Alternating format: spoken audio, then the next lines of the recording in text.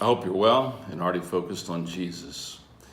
We're in Matthew chapter 5, where we're going to be looking at 28 characteristics of human love being perfected by the presence of perfect love, which is Christ in us, the hope of glory.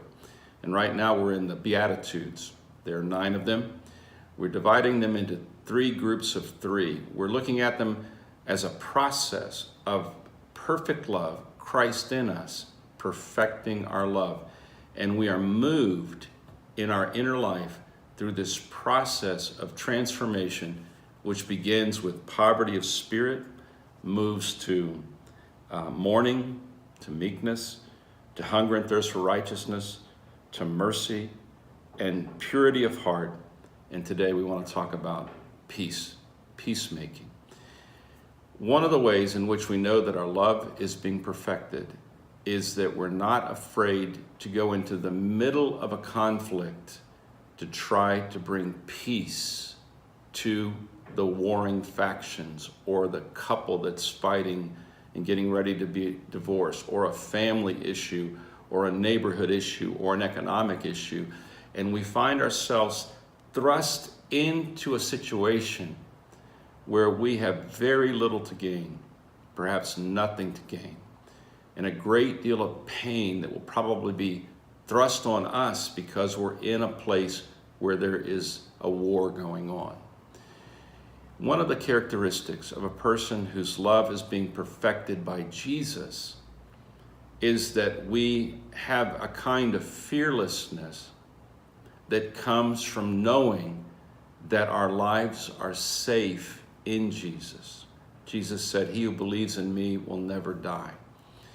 Living here in Brazil right now, we're going through a tremendous social upheaval where many of Brazil's major cities are in the hands of great, enormous criminal operations, drug sales, and all types of crazy behavior. It's a war zone in many of the cities.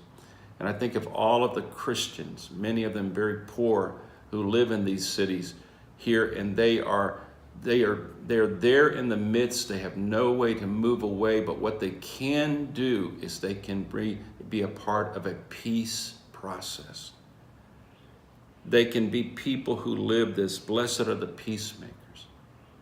And as they live this role, many of them will never be known, many of them will never be rewarded.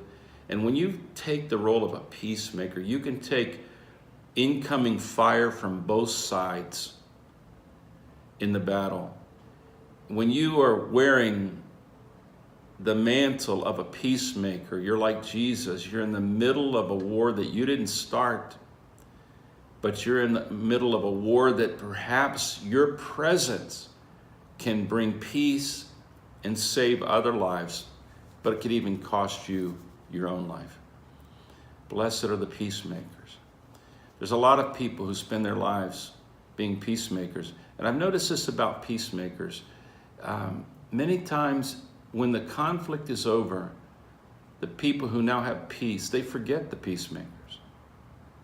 Many of us have seen Jesus as our Savior, and we know we're going to heaven when we die.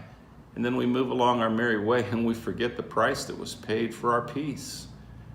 And we don't continue to spread His love. We just simply take the good thing that happened for us and move on. Sometimes people don't want to remember the crisis they lived in, so they forget the crisis and they forget the peacemaker. We can't forget Jesus. He lives in us.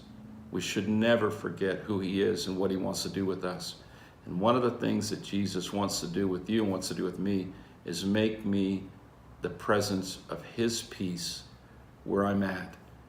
That's why many times He leaves us in places where conflicts are great.